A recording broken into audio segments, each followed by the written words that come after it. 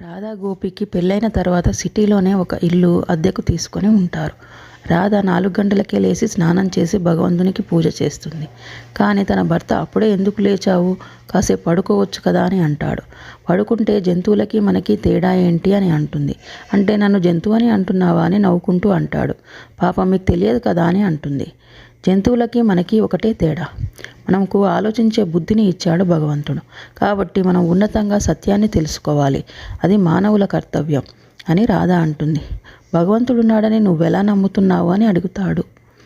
భగవద్గీతలో స్వయంగా శ్రీకృష్ణ భగవానుడు చెప్పాడు, మనం భారతదేశంలో పుట్టినందుకు శాస్త్రాలను నమ్మాలి.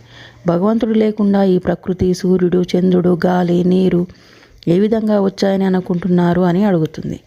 మా గురువుగారు నాకు ఇదంతా జ్ఞానాన్ని బోధించారు అని చెప్తుంది. అయితే గోపి నాకు ఇదంతా అర్థం చేసుకోవడానికి కొంచెం టైం పడుతుంది అని అంటుంది.